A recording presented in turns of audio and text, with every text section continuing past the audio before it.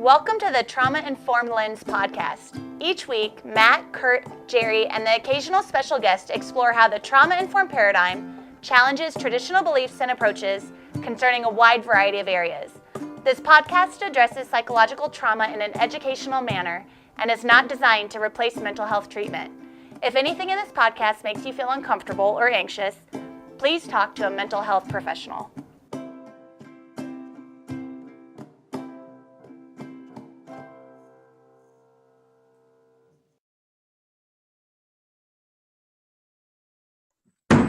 Hey. Welcome, friends, to episode 76 of the Trauma Informed Lens podcast. I'm Matt. I'm here with Curt and Jerry today. We got the whole crew back after last week. So I think this is a really good follow-up as well on our leadership Trauma Informed Workplace series here. Today we're going to talk about emotional labor, emotional intelligence, and again, we're going to put our Trauma Informed Lens on those two concepts. So as always, we start off with our bright, shiny objects of the week. Mine is short and sweet, but this is coming out. We're recording this a little early because of our travel schedules and our busyness. But by the time it comes out, I'm hoping I'm wearing the sweatshirt for good luck today. Hopefully my Indiana Hoosiers will continue their winning streak and actually playing up to their potential and get in the NCAA tournament. So the song, The Most Wonderful Time of the Year for me does not have anything to do with anything in December. It's March. I love the tournament. I'm not a big sports guy anymore, but there's something about March Madness. It was always my dream to play in the tournament. Unfortunately, as I tell people, I had the vertical leap of a cow, which hindered my opportunities to play big-time basketball. But it paid for my college education in a small school in Kentucky. But so I always love this time. I know I got my Purdue Boilermakers in there, so I'm wearing IU today for the good luck for the Hoosiers to keep winning and hopefully get in the tournament. So March Madness is my very disconnected from trauma, bright, shiny object of the week. So, Jerry, what are you thinking about this week? Well, now I'm thinking about how high cows leap. Yeah. Not bad. Have you ever seen a cow jump? And that would give you some idea. I thought I remember growing up that one leaped over the moon. Yeah, maybe one. We called him Larry Bird. Yeah. That's right. I think I remember growing up the cow that jumped over the moon. So yes. There was one time. Right? There was one, yes. There was one. And you weren't that one. I was. I tried to be. My dad even bought me some of those sneakers with the platforms. With the jets on and springs in the bathroom. Yeah, I had air, jumped rope. I was doing yoga before anybody in Indiana knew what yoga was. Still the vertical leap of a cow. Isn't there a Seinfeld episode about those shoes? It is, yes. If you want to look those up, those strength shoes. I had 2 pairs of those and increased my vertical leap from 2 inches to 3 inches. So. Did they make you refer to yourself in the third person all the time? I actually had them before the Seinfeld. I was an early adapter of anything my father thought might give me a vertical leap not associated with the cow. But a lot of money wasted in my youth. So Jimmy doesn't like it when he can't jump. Jimmy doesn't like it. So getting back to the bright, shiny object, what was, I just came out of a meeting with a group of people up at University of Colorado, looking at trauma-sensitive schools and trying to standardize some of the training that's going on. As you know, with trauma, everybody is doing training on trauma and trying to figure out what are those groups of information that really need to kind of be disseminated.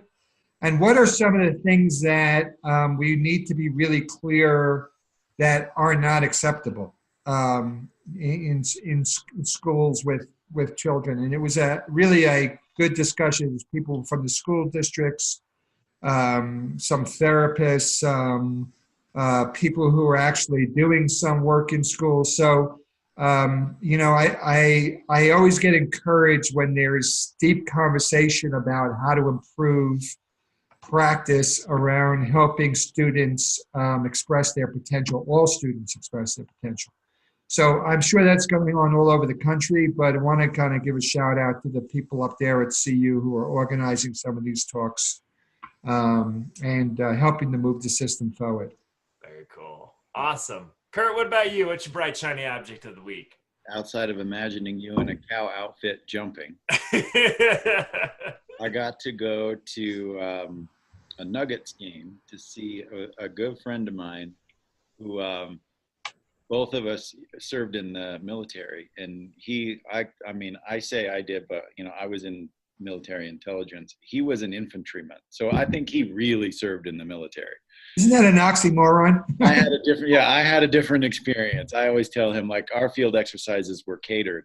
That's how that experience went. Like we stayed in wall tents, but they had air conditioning units outside of them. So we had a different experience. Yeah. So he's a school psychologist now. And I thought it was really, really great to be able to go to this game because his wife nominated him to be like honored at halftime. He was in the military many years ago. And it was just really cool to see him out in the middle of half court in the Pepsi Center. And everybody just like, he's up on the Jumbotron and this is my friend, like just waving to everybody. And he's such a great guy. Like, I thought one of the funnest things he did is he intentionally wore a T-shirt with a peace sign on it. And I thought that was awesome. That's awesome. Even when they went through, like, the person who was like leading him down on the court had a T-shirt for him to wear. And he said, "No, I already got a shirt." So he went out there with his T-shirt on, and it was really cool just watching him as he walked, in and off the court. He's like, people are high-fiving him, people are shaking his hand, like, it just like the warmth that he received in terms of like the service that he gave to the country, I thought was just inspiring. It was just fun to see and fun to go and be a part of it. So I really enjoyed it and was glad that I got to go. That's awesome. And I hope, I think one of the interesting things, when you look at the history of trauma, especially with veterans, especially like Vietnam, but also the wars that we're in, the lack of celebration of those who serve. And I think we do that in little ways, but not having the big parades, not having sort of, okay, we achieved, victory on this day and then the ticker tape parade. And so I always like, when we do go out of our way to recognize that service. I think it's a huge thing, hopefully for all vets, even though if they didn't get recognized, to see that recognition can be powerful as well. So it was great. Very cool. All right, Curt, you gave us an article this week. I'll post that at traumainformedlens.org talking about emotional labor or emotional intelligence. And I think, again, we can easily put the trauma lens on this. But I'll let you start us out here, and I'm sure we'll go to some fun places with it. Yeah, you bet. I mean, this was a follow-on article from kind of the first one that we picked, which was why does affect matter in organizations, as we think about some of the dynamics and the complexity of shifting our view of organizations from more of a machine metaphor to a living system metaphor, and understanding how it's much more complex as we get into different metaphor, which I think is a good thing. As we get more understanding and more technology, we start to get more complicated metaphors to understand things, and hopefully that kind of moves us forward in the way we think about things. And I really do love this way of viewing organizations and some of the impacts and the dynamics within them. So we picked this first one of just why do we even want to be thinking about emotion and the emotion of individual members of an organization and then collectively. So I thought that was a good first one to start with. And then this second one is starting to get into some of the nuance about affect.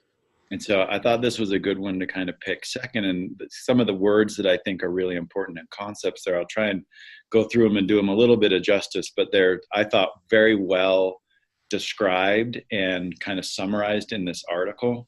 So it's a great read. If anybody hasn't read it, I think it's well worth reading. So the first concept is about emotional intelligence, which I think is a a great concept about all of the aspects of emotion. So I'm going to pull up I'm going to look at this table that's in the article. If you're looking at the article, it's on page 32 in the article, where there's a table that talks about dimensions of emotional intelligence.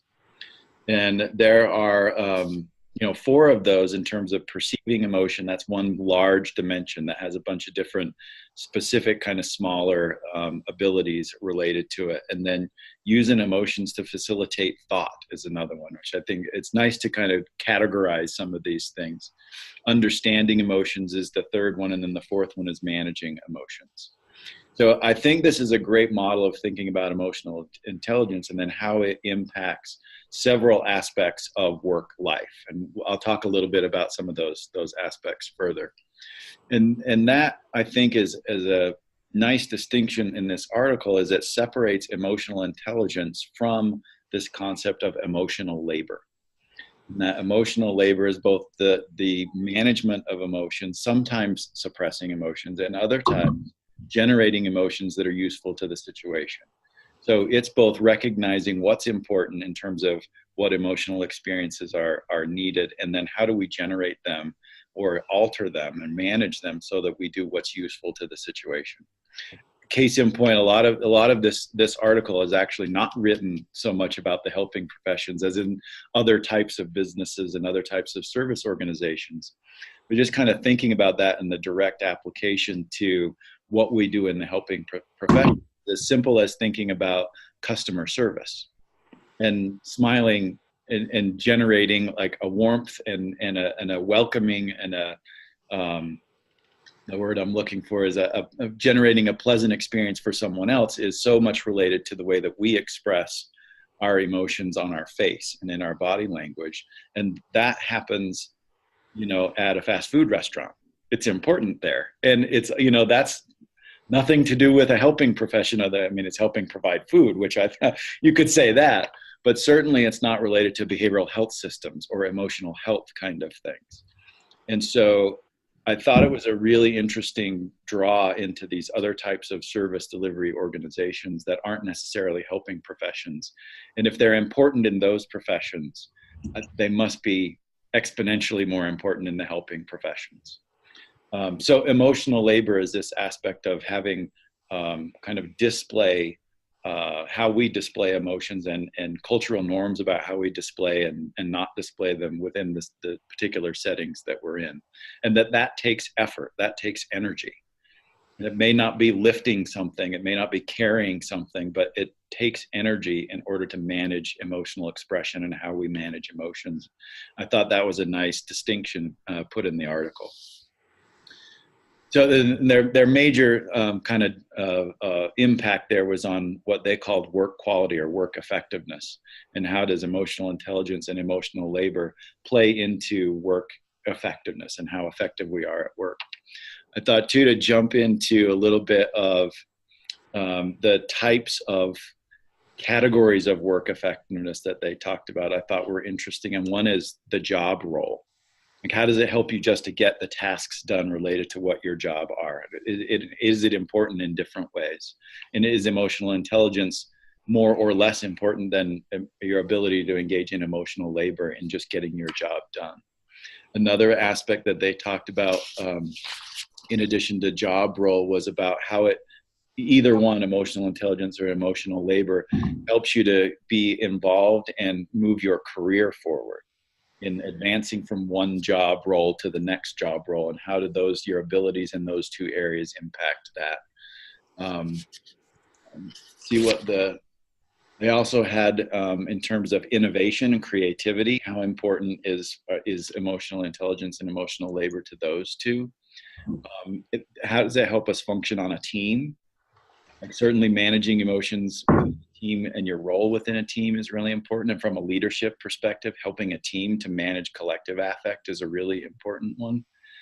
Both requiring emotional labor and emotional intelligence. And then finally, organizationally.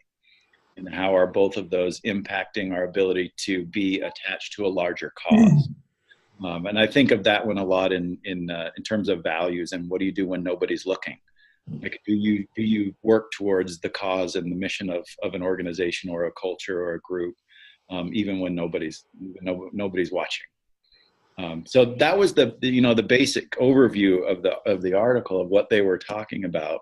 And interesting that they looked at different types of engagement with customers or with clients as a way of categorizing what type of organization or what type of service setting was it. And one of them they called professional. And this is where I would put helping professions or helping organizations would be in this category of organizations or service delivery that requires more deep interaction, more deep connection, and a longer bout of social engagement. So in this article, they talked about consulting, they talked about professional services, even I think they talked a little about architecture in there as one that I thought was interesting. That was in that level where you really have to interact with people longer in order to accomplish the job role. Another one was tended to be a shorter bout of engagement, and that was more customer service. That's where the fast food industry would fall. That's where selling things would fall. Shorter bouts of interaction and how we're interfacing with one another, or how an employee is interfacing with a customer. So I thought that was an interesting distinction between the two. And their basic kind of general summary was that emotional intelligence and emotional labor have differential importance based on what type of service delivery it is. So in this idea of having a longer bout of engagement with a customer or with a client, emotional intelligence becomes more important. In terms of shorter bouts of engagement, emotional labor becomes more important than emotional intelligence. And then being able to be intentional about what we're helping our employees to learn and what we're helping them to manage and be able to do better. It depends on what their role is, whether or not we want to be talking about emotional intelligence or emotional labor. So I thought that was some pretty interesting points that came out of this article. I thought, certainly as I was reading about conversations that I've had with both of you about, even go back to some of our series on heart rate variability, where we've talked about putting heart rate monitors and using that to help organize and get understanding about our clients' internal states. And as we've had those conversations, I think both of you have said to me independently, well, how do we do that with the staff? Mm-hmm. Like I remember having this conversation with Jerry where I would talk a lot about, I want to put a heart rate monitor on kids and I want to find out. And Jerry would kind of look at me and go, you need to put it on your staff. Like they're the ones who need it.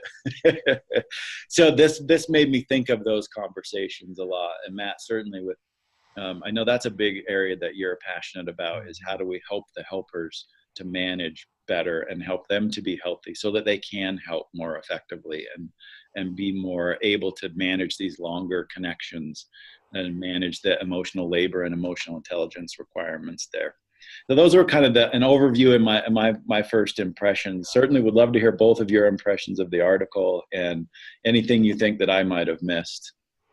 Yeah, I think you nailed the high points for sure. I mean, I think, one of the emotional intelligence is always, I've been interested in it. And I think emotional labor has been more of my focus, and what the cost is psychologically and just energy wise of a lot of folks. I mean, the helping profession, so often we don't have our natural expression of emotions.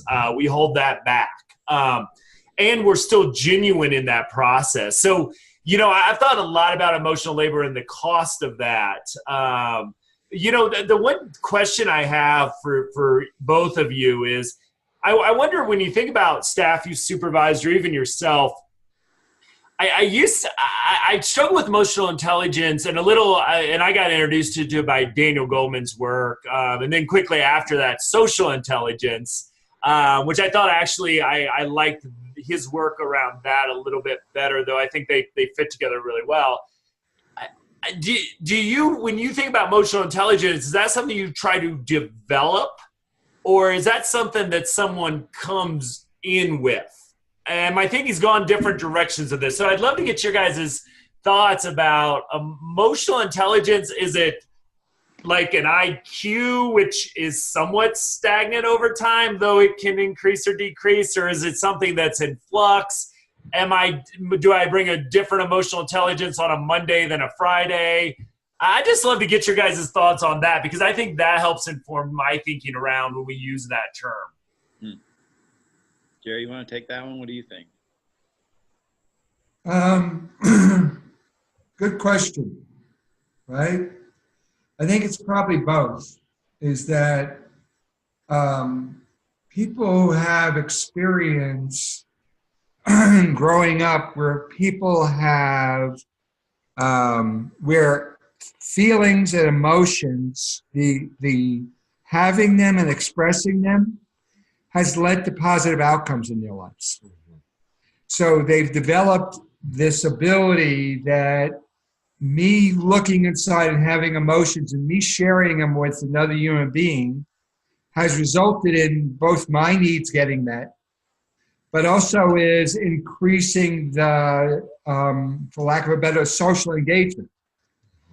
But for individuals who've not had the experience that one of looking inside is safe, and two is expressing your emotions has led to positive outcomes, it becomes harder to meet all those criteria as they have been defined in these articles, right? And so I think that what you hopefully are trying to do is hire people who have a lot of these potentials. But then you create the kind of work environment that reinforces and supports people being reflective and also being able to express their thoughts and feelings and stuff, and it leads to positive outcomes in that. So I think that your point asked is emotional intelligence something you come with? Well, I think you're hiring people that have the potential to be emotionally intelligent, right?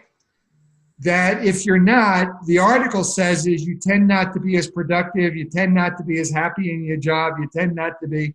So we're hiring people who are in these works, but we're also need to foster the development of those capacities in how we run our organizations, how we run our teams, how we provide supervision, as we talked yesterday about that. So we're increasing almost, if you wanted to use some behavioral terms, we're reinforcing those qualities, that those qualities are really, we're incenting you to use that here. And we're decreasing, I thought their definition of emotional labor was interesting, right? Is because in our work, having your feelings and expressing them in a productive way is different than suppressing them and kind of showing a different emotion. And I tend to think that in a good clinical work, you're not suppressing your emotions, you're managing them, right? And so, and yet, Matt, you talked about the emotional labor of being with people who have so many emotions. And I think that's a different kind of emotional labor than has been defined in this article.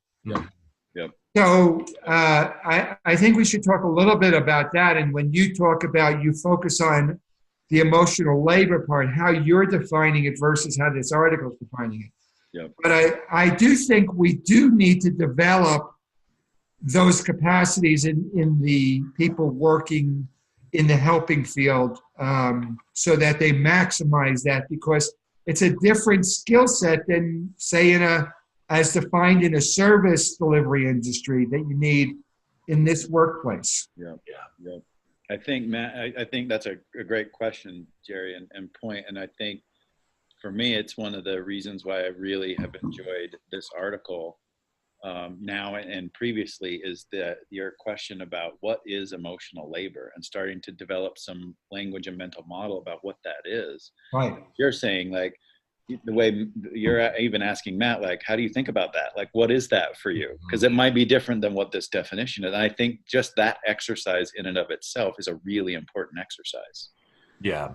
Thinking about the challenge of, go back to even thinking about the collective emotion that we read about in Why Affect Matters, that the emotional labor of kind of the being exposed to the negative affect of others who have been traumatized and they experience this all the time and are expressing it, we tend to get that emotional contagion effect. And that's almost like allostatic load. There's just a lot of that in terms of our stress response. There's also the emotional labor part, I think, as defined by this article, that when you're being faced with that much negative affect, how do you then reflect a different affective state, or an affective state that is useful to that person in that situation under that level of allostatic load? And so I think you're hitting both of those definitions in the same situation, and being able to separate those two things in terms of how we think about it, at least can help us to identify what is it that we need to be working on at any given point in time. That's kind of how my thinking is going around that issue. Matt, do you think something different or something you'd add to that? Yeah, it's weird. My reaction to quote the article, emotional labor is viewed as a display of a particular emotion in exchange for a wage. Like, I was like, could you just I actually knew you were going to pick that line out. I'm like offended by that, but at the same time, it's kind of true. I mean, especially if you look at compassion and empathy, and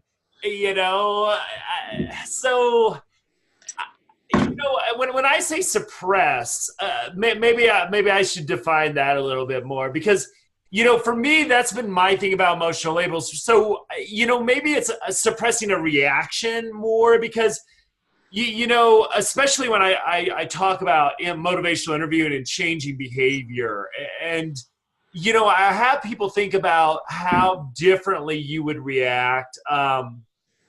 Let's just say, well, one of the things that's common in the HIV arena is people go out and have unprotected sex but don't disclose their status to their sexual partner. Now that's, to me, I'm like, oh my God, we got to stop this. We got to do, what do we do? Until I get educated by the providers and the people living with HIV, and I see this in a more balanced way. But I can imagine if my friend told me that and said, hey, I'm going to this orgy tonight and I'm not using protection or disclose my status for anybody, I would have a very frank response to that, right? There would be no filter.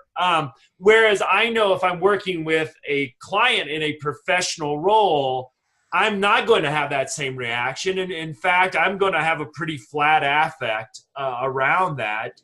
I'm going to ask them questions to try to get them to contemplate maybe some consequences of their own behavior. So, when we oftentimes, I think, see, especially when we talk about behaviors like addiction, domestic violence from either side of that equation, is we often, I think, have the right answer, and the right answer is obvious, and yet we don't give that answer because we know that actually slows down the change process. So, I think we do suppress in some ways, or maybe it's manage is a better word for it, Jerry. I'm not going to argue that. I think that that's a better word, but we have a different response because we know it gets us to we help someone get to a different outcome when we have a different response than would be natural outside of that work environment. So, for me, emotional labor is, how do we be genuine in that? How do we not give a lecture? How do we not put in our own value systems and way we look at the world, and in many ways hold that back in a way while still being genuine? And I think that's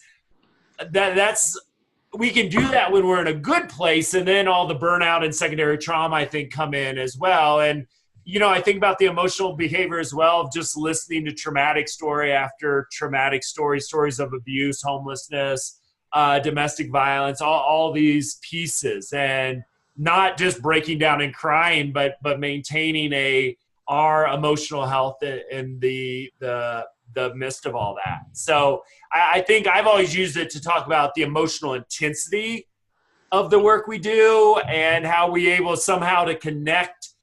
And I use this when I talk about compassion fatigue. Like, we bring our heart to this work and we genuinely connect to the pain and the suffering, but we have this really positive filter that the pain and the suffering, in many ways, we block that from impacting our heart in a negative way. We kind of shake off the pain and suffering and then often jump into another session where we connect in the same way again. And I think when we're in a healthy place, we can do that over and over again. And emotional labor is a way for me to say, we do this, but it's freaking hard. So, and again, this is helping me redefine that definition a little bit more concrete. One of the things I think as you're talking, Matt, is in that table I was reading from the article before, in the 4 dimensions of emotional intelligence, as it breaks down the dimension of managing emotions. Yeah. The very basic, if you want to call it a skill, you want to call it an ability, like there's another discussion to have about that, right? Is openness to emotions, whether they're pleasant or unpleasant. And I think that there's a lot to be said for that, in that, being open to them almost necessarily means not suppressing. Yeah. And that's mindfulness, right? That's the basics of a mindfulness practice, is what an experience is an experience. And it may be pleasant, it may be unpleasant, but that's the experience. And being open to it rather than driven by it is kind of the basic building block of managing emotion, is openness to both sides of it simultaneously. Yeah. Because, I also think about this from the clients, the students, patients we serve as well.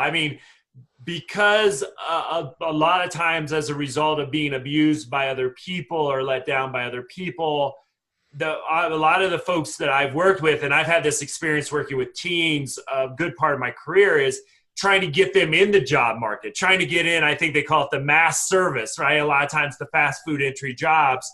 And they really struggle because of a lack of ability to manage their own emotions. So part of my is it something we can develop is kind of a twofold question too of, hey, I've worked hard to get people ready for the workplace. And I think lack of emotional intelligence has been one of the things that they've really struggled with. And isn't it interesting to think about, if you think about how we describe kind of the mass service industries growing up, right? You talk about quote unquote flipping burgers. Yep.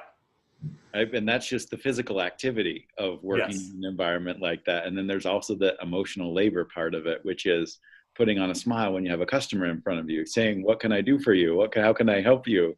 And managing that. And that's another part of it that, as we think about how we described that work, this is most of my life. We've said this, right? I'm going to go flip burgers, or, that we talked about the physical part of it, not the emotional part of it. And being able to have that discussion, I think is a significant move forward.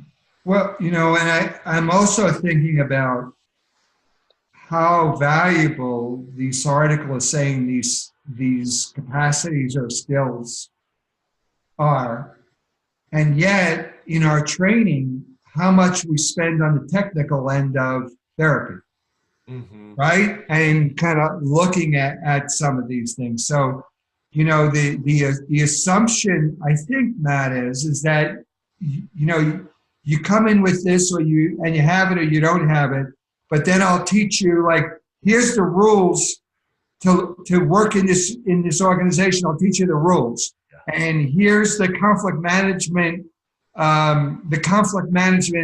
steps we go through to kind of go through, right? We do all these but really some of these things, as you look at it, is how do I teach somebody to be open and reflect on their emotions, whether it's bad or good? How do I think about how not to react to them, but to respond to them? Yeah. Right? Both in myself and in others. Well, I do that by modeling it in my interactions with the people I'm supervising. Right. Which goes back to what we talked about yesterday. Right? Is so in order for somebody some point to be able to do this, they have to experience this. And I think that's the role of the supervisor or the organization about how we make decisions around here, how we deal with problems around here. We identify them. We talk about how we, what's our feelings versus what's the data telling us, kind of looking, right? All of those are emotional management that we really could build in structures to help build these capacities, and for the people that are working for us to kind of look at that. Right. And I think that's why this quality is one of the pieces that has been highlighted in a trauma-informed environment. Yeah. Right? To kind of looking at that, because it is a highly socially engaging work. So we've got to intentionally create these kinds of opportunities to enhance these skills, and then teach people how to openly communicate them, with also a responsibility to communicate them in a way that you're managing your emotions. Not, okay, I'm angry, so I'll just come and blast you, as somebody would say, throw hardballs at my face. Right. Right. As you think, Jerry, about the discussions that if you espouse this philosophy in terms of your leadership and your culture, as you talk more to people about managing emotions, one of the messages that often gets heard, whether you intend it or not, is that we can't have them. And that's what management is. That managing emotions means that we can't have them. Any kind of pearls of wisdom that you've got about how you express that in a way that you can very clearly communicate that it's not that we don't have them, it's not that we don't accept them and are not open to them, but that we still manage. Curt, do emotions even exist, Curt? Leave me alone, Matt. What are we managing here, Curt? It's just a reaction to somebody ringing a bell, isn't it? He's still trying to put me into that behavioral box for some reason. You've known me for how many years? I think your question goes back to what Matt is kind of, what is the function of emotions? If they didn't have a function in our evolution, would have done away with them. So there is a function for them, right? Is that in some ways, emotions tell us where to direct our attention. Emotions begin to activate certain systems in us to begin to engage in certain behaviors. Emotions send us signals about our own state and the state of the relationship, right? So if we're shutting that off, we're shutting off important pieces of data that we need in order to make a good decision on how to respond to the environment. To kind of look at that. Now, the question that you raise is emotions in this environment we're currently in beneficial, right? And when I say managing emotions, how are emotions in our work beneficial to us? What are we using our emotions for, and how do we use our emotions, as opposed to I'm just a computer and I'm going to dictate, read your cues and I'm going to read your body language and I'm going to respond in a particular way. How does emotions change the interactional process? Yeah. And I would raise it back to the group to have that discussion. Yeah. Right? And so they would discover, again, is in this environment, there's a really important part of emotions. Most likely our clients haven't been in environments where emotions have been safe to have. right? They've not been. So we have to, in some ways, develop strategies to use emotions, but do it in a way that is actually beneficial to the task we have. And I think that's what this article is talking about. In some situations, really, it made me think about the question you had yesterday, Matt, is how you go into schools or how you go and begin to get them to realize going into a meeting and talking about what's going on is beneficial. Yeah. Right? In that environment, they haven't saw that as beneficial. Right? In school, sitting in a room and processing my feelings about what's happening in the classroom, I don't understand why we would do that. That's a waste of time. How would you then use this, maybe an article, to raise these kind of questions of, in our work, how do you think our feelings become an important part of what we're doing? And does suppression of emotions serve the what we're trying to do? And I would say, Matt, that the research says suppression is the most unhealthy strategy to manage emotions. It is a strategy, though. Yeah. Right? It is a strategy. But out of all the strategies, it has the most negative long-term impacts on our health and our interpersonal relationships. Right. So the other strategies are reframing things. Mm-hmm. Right? Is if I'm thinking you're getting angry at me and it's not about me, it's about your internal state, or it's about your relationships with past authority figures, right? I'm reframing the experience that it's allowing me to be present with this. So the strategy I'm using for emotional management is reframing. Mm-hmm. Right? To kind of, like I said, I'm okay with using the word management, not suppressed, because right. I think That's what you're doing, right? You're reframing in your own head, so your response could be strategic and not reactive. And I could say, I don't have to shut them down. I could say, right. I'm feeling angry. My client is really sending me signals. How do I then use those to figure out a way to best respond, because I'm here to help my client, as opposed to I'm here to just defend myself. Mm-hmm. Mm-hmm. Right? So my being in that professional role is one strategy to manage the emotion. Mm-hmm.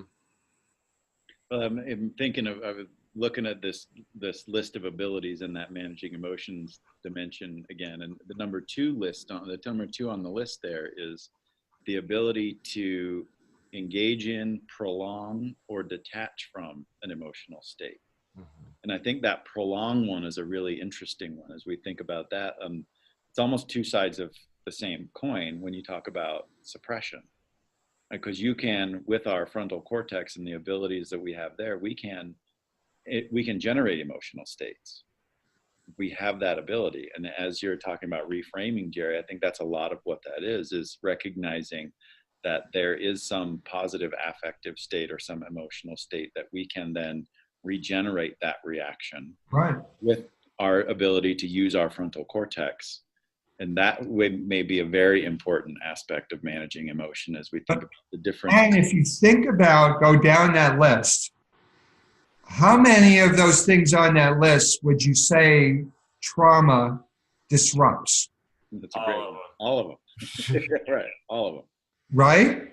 So if emotional intelligence is a capacity and a skill that we can teach, understanding that list is really important in saying, how do I not only model these things, but also teach these skills so that I'm increasing the emotional intelligence of my client who I'm interacting with. Yeah. And I think one more key piece of this that we haven't sort of mentioned, though I know it's probably on the tips of all of our tongues too, is that, I mean, I look at this list, and on a good day in a good organization, I'm a rock star on this stuff. But you put me in a dysfunctional work environment, and I'm crap at all of this, right?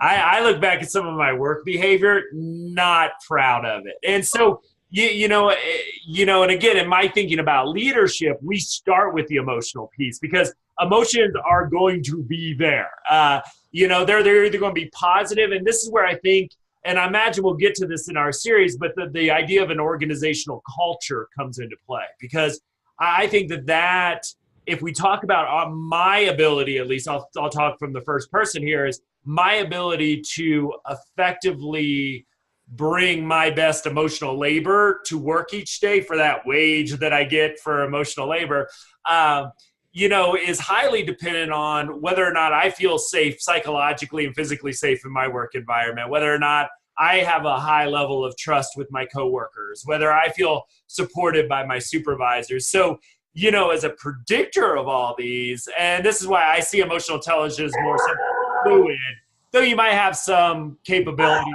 coming in, natural, innate stuff. But it's like, to me, so much of this goes back to when I walk in the door, what am I greeted with? And because I'm going to mirror the emotions of the organization. My emotions are going to become part of that larger context. But I've seen really brilliant therapists be train wrecks in the organizational context because there was an unhealthy environment. I've seen people who I respect as very solid, very steady, say and do things that they would never do in their right mind. And so, again, that's where I think, it's hard to for me to take social intelligence and emotional intelligence and not say, boy, these overlap so much in this because of just my experience. So are you saying these capacities are state dependent?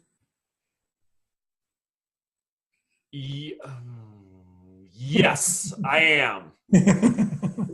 With some grounding in traits, but I would say more state than traits. I mean, that's kind of your question originally is this an ability that is innate and you come with it, or can you learn it? And I think, like most things, it's a little bit of both, or a lot of both. Like that those things that are truly not able to be taught and not able to be learned. We're such a adaptable species that there is not a lot that we can't learn. Like we have the ability to adapt in a lot of ways.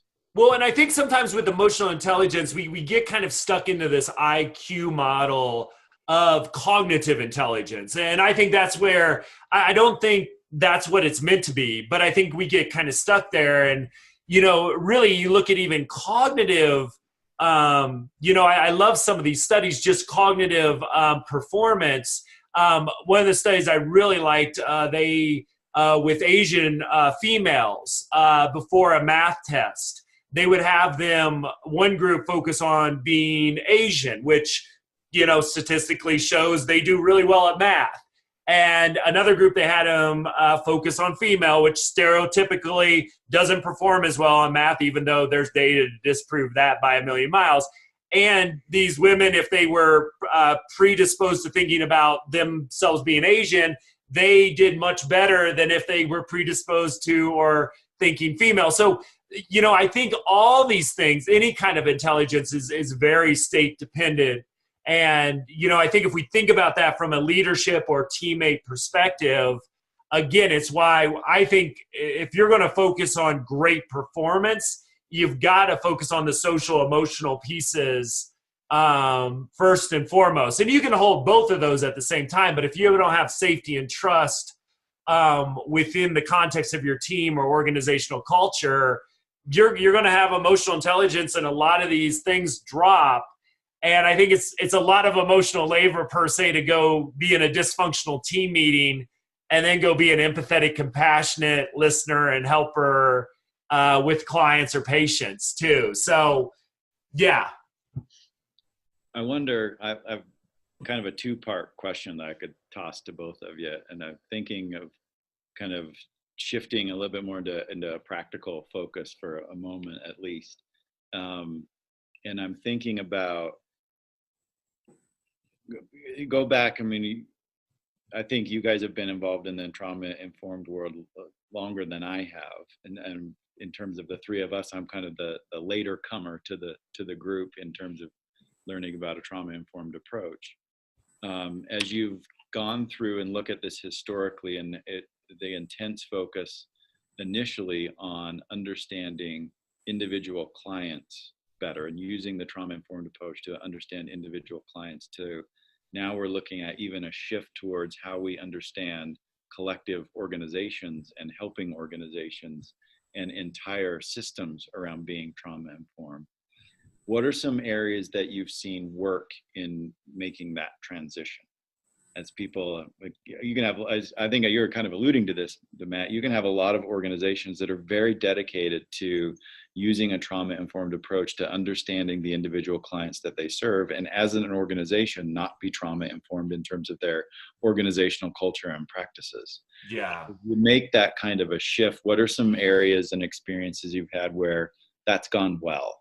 Yeah. Well, I can give kind of a quick answer. I'd love to hear what Jerry says about it too, is, when I work with organizations, to me, it starts again with trust and safety. When I work as a therapist with a client, it starts with trust and safety. So we've talked about now through this series, there's these parallels that exist. So I think the great thing about the trauma movement is so much of it's tied to neurobiology that we can use what we're trying to improve our services and put that lens on us as well.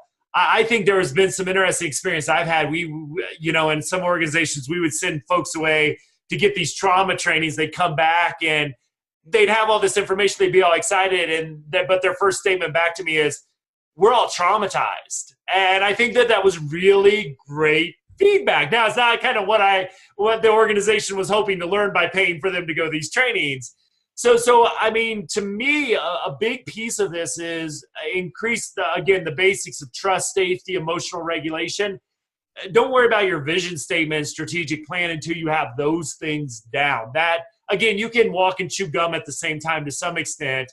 But if your employee satisfaction scores are coming back terrible, that's where your quality gains are going to be. And I like how they speak of emotional intelligence as a strategic capacity or a competitive advantage here, which I think in our field as well. And I think the second big piece of this, when we combine the two, and I think then we think about this from a wellness perspective with a lot of the folks we try to help, is a focus on self-care as well. Because when I look at this emotional intelligence list and emotional labor, and Curt, I think you mentioned the word mindfulness, Jerry, you probably have too, supports so much of this. And when I talk about leaders, it's honesty, mindfulness, and humility are the things we need to embody. And then the discipline part of that is sort of a more intellectual sort of thing. But, so I would say the basics of the helping relationship that works well with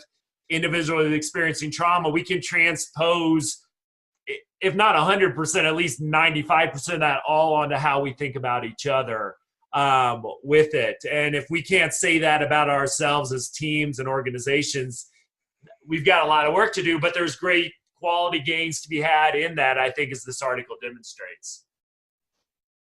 Jerry, what do you think?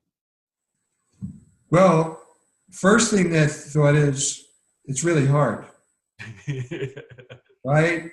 And then let's just appreciate that with the families and everybody we work with too, right? If it's hard for us as trained professionals with a lot of degrees, give us some patience for the clients that we're trying to help them establish some of this in their own life. I think there's a difference between trauma awareness, trauma sensitivity, and then trauma responsiveness.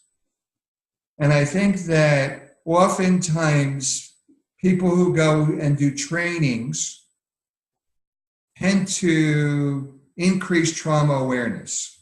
So Matt said, oh, we're traumatized, or they're traumatized, or they begin to see it, right? And trauma sensitivity has to begin to shift between getting angry or getting frustrated or distancing yourself, but really becoming sensitive that these people are doing the best they can given what their experiences are doing it, right? Now, shifting the organization to trauma responsiveness has been very difficult. And you know, in my work with the group that we work together with, is it was 1 week they were trauma informed, and the next week they were trauma organized. And then, right? And so I always said that people who always tell me they're trauma informed are not trauma informed, because it isn't a state that you get to and now we're there and we're there.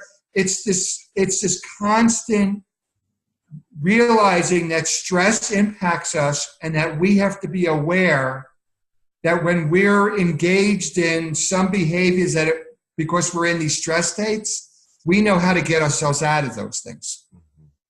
Right? We realize when we're coming in and we're in power and control mode because we're feeling unsafe. We know when we're getting, in some ways, taking on more responsibility and telling people what to do instead of helping them, engaging them in problem self. We're being trauma impacted by that. We know when we're involved in a collective disturbance. So we know when there's something that's going on at a lower level of our organization, we want to just go down there and get rid of that disturbance and hold, as opposed to looking about how we're all contributing to those types of things.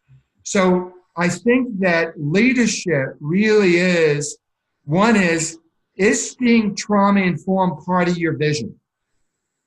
Because this is hard work. Yeah. So if you don't, in some ways, really embrace this as part of your vision of my organization, then really bringing me in to do training and so with you is probably not going to be very effective. I could do some support, but if you, as a leadership, say being trauma-informed is part of our vision, then I can teach you some information that gets you some awareness of this. And then we can create some processes that help you improve that. And I can get you to create an open dialogue. So when you're feeling like we're being organized, anybody in the group could pull it out to kind of look at that. You begin to make the change and it becomes part of the culture. But if there's not some buy-in at the top leadership, it's really hard to make change in organizations. Yeah. I believe that, yeah, you can get a couple of champions around, but eventually when things get stressed, that organization, the forces are going to push the organization back to where they're comfortable. So I usually try to engage leadership in some of these conversations. And what I found is some leaders really truly do embrace it and some give lip service to it. But that's really what, am I going to dedicate resources in my organization for my staff and my teams to kind of engage in this? Am I going to look at structures that support this kind of work? Am I going to, when we have to make decisions, get input from a variety of people to kind of look at? Do I open up? Am I truly willing to look at not just where there's physical safety, but is there emotional safety? Is there psychological safety? Is there social safety going on? I really have to, as a leader, have to kind of push those concepts in at every level of my organization, and that drives it. And that's hard to find. Mm-hmm. But it's easy to find people who have on their documents, we're trauma informed. Right. There's a time, right? How many people are trauma informed? Jerry ever asks you if you're trauma informed, you have to say, well, let me answer about today. Right. That's Maybe today I feel pretty good about it. Tomorrow I might not be. Or the last 15 minutes. So Jerry, wouldn't that be a state and not a trade? So trauma informed would be a state. I, Maybe not a trait, I because agree. on one day I could be trauma-informed. I agree with you, but emotional intelligence would mean I hold the state when I'm in that trauma-informed, and I'm compassionately hold it when we're out of that I state, recognize when I'm not. right? So I use my emotional intelligence to recognize and help the team come back to the place that we're at. Or fake it and get paid. I do it for my wages. You do it for your wage. That was the best look of the day right there, was seeing you read that quote, Matt. That's my bright, shiny object for next week. There we go. I actually read it, and then Matt's going to pull this line out of his arm. And seeing Matt's head almost detached from his body. For a wage. That's why we're doing it. It's for a wage. Well, I think that's a great place to wrap up. Obviously, we've got lots more to talk about in this series. So, great job, guys. This was really fun.